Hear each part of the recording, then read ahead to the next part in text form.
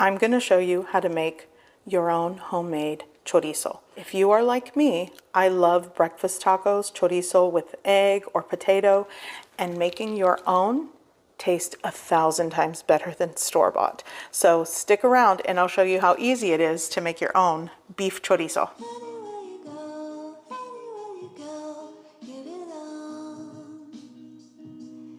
Okay, so we are making homemade chorizo. I'm starting off with guajillo peppers. So I am going to clean these, and what you do is you remove the stems, kind of open it up a little bit, and the seeds. You want to take out the seeds and just see the like vein? You can take that out as well. This is what helps to keep it a mild chili for those of you that always ask, is it spicy? No. If you leave the seeds in, it'll be spicy. Okay, so you want to scrape this out, and then you're left with a clean chili pod. I do like to rinse these because they do come with like debris. So you want to give them a rinse in cold water, place them in your pot. And actually, this bin that I have, I keep all my guajillos in it. I'm just going to let the seeds fall right into the bin. I had a commenter once say that you can plant these and start growing your own fresh guajillo, I guess, peppers, and then drying them out for this, which is a great idea. I got my pot of water and the chilies go in. I think I actually have like 9 in here. 3 bay leaves into the pot. Now you want to bring this to a boil, and you're going to let the chili steep until they soften. Once it comes up to a boil, you can shut off the heat and just let it steep for minimum like 15 minutes. So we're going to turn on the heat and let that come up to a boil. I'm going to be using 2 pounds of ground beef, 80/20. I'm also going to be using 4 cloves of garlic, minced. I'm actually going to puree it. Cumin seeds with black peppercorn. Here I'm going to be using a couple of cloves, whole cloves, and a couple of allspice berries. This is optional. I want to add some crushed red pepper flakes. That's optional. I have these 2 containers of apple cider vinegar. Basically, you'll need a 1/2 cup of white vinegar, or you could use the apple cider vinegar. Also, some Mexican oregano.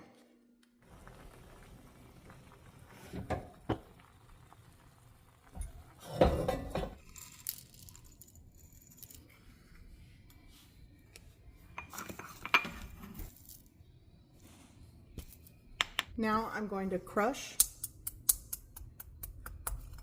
and grind it up. Okay, these have soaked and softened. I'm going to remove the bay leaves. I had one more. Here it is. I knew it. Okay, one more bay leaf.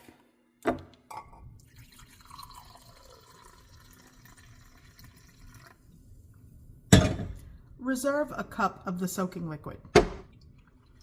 Dried chilies going into the blender cup.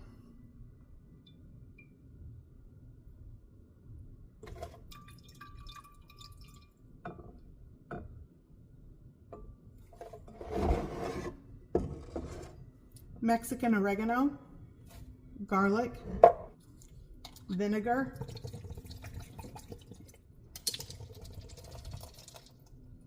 salt, 1/2 cup of the soaking liquid.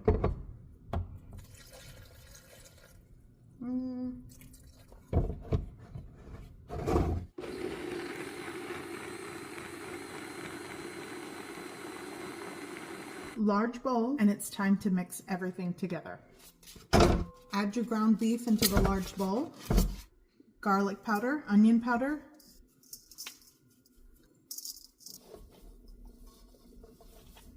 add the puree, and now just give this a really good mix. And you want to make sure that the puree is cooled. You want to make sure that it's completely cooled before adding it. Oh, this smells amazing. So I'm going to divide this into, I'm going to try to evenly divide it into 8 portions, 4-ounce portions. You can divide this into 4 and store it, but 4-ounce portions works for my household everyday use. So I'm just going to kind of cut it like a pie.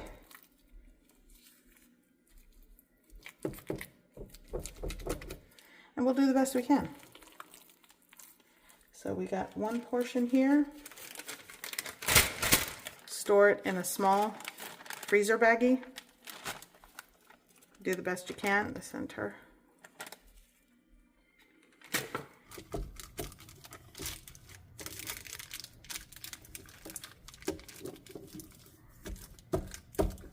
Push out the air, then you close it, and there you go. Okay, so I've already divided and portioned out my homemade beef chorizo. Now it's time to marinate. I am going to refrigerate this for minimum 12 hours in the refrigerator. You could do a full 24 hours, but then you can freeze. You don't want to freeze this right away because you want to give the chorizo a chance to marinate and all the seasoning, spices, and chilies to marry together. Already I want to make this because it smells so good, but this is going to go into my refrigerator for minimum 12 hours. So if you have made it this far in the video, thank you for watching this far in the video. But I have a secret. If you like this recipe and you want a written recipe, for those of you that have asked me, when are you going to do another cookbook? Are you going to do a second cookbook? Well, I did have that in mind, but then I kind of started like simmering with that idea. I'm going to be real with you. The economy is not great for a lot of people. If I were to do like a higher quality cookbook as opposed to the first one that I publish, I self-published that one. But if I were to do like a really nice cookbook, you know, that could be sold in stores and online, the price point would probably not be something that people could afford. And I completely understand that. Because right now, a lot of people, a lot of my viewers are in like budget mode. So the last thing that they're trying to budget for is like Simply Mama Cooks cookbook. I understand that. But I still love sharing recipes. I still like the idea of, you know, a recipe cookbook.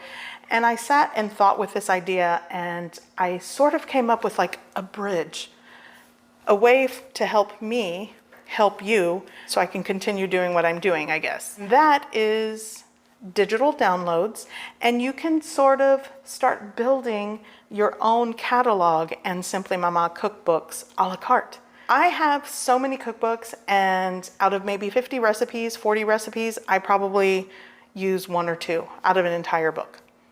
And I know that's a very real scenario for a lot of people that just love to cook and love to support some of their favorite chefs or home cooks. And so I figure, why not make these accessible to people for a fraction, I mean literally a sliver of the price of purchasing a whole cookbook? And like I said, I am building a larger catalog so you can pick and choose what you want.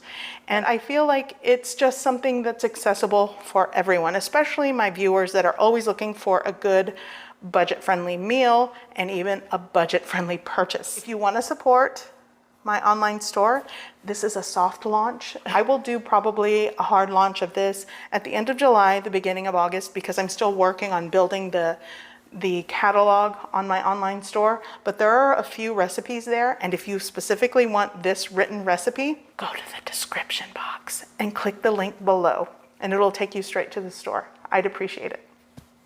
Okay, let's cook this. So I'm just gonna make my life easier and just cut this. This has been marinating for several hours, but like I said, overnight, best results. Let's cook this. There we go.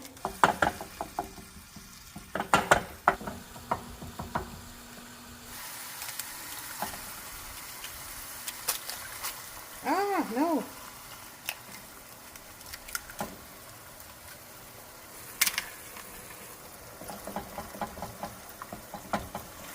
Now just mix it up, scramble it in the pan.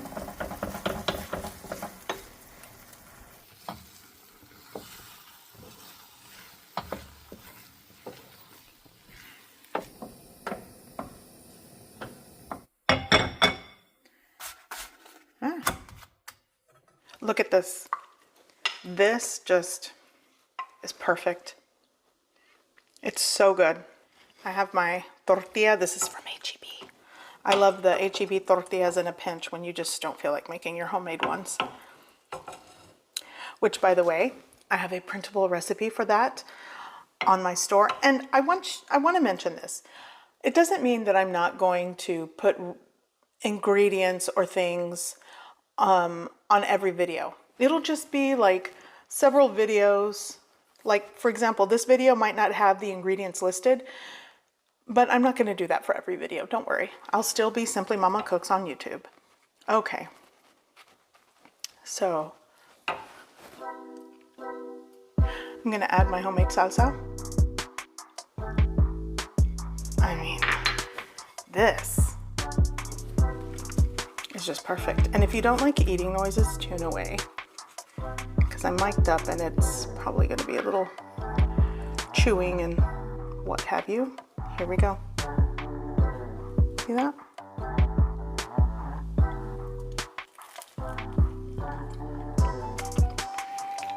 Oh my God. This is so good. This is actually my favorite chorizo like in the whole wide world. Other than the one that my grandfather would make since I've been growing up. And that's kind of like what this recipe is. It's from his recipe. So good. Mmm.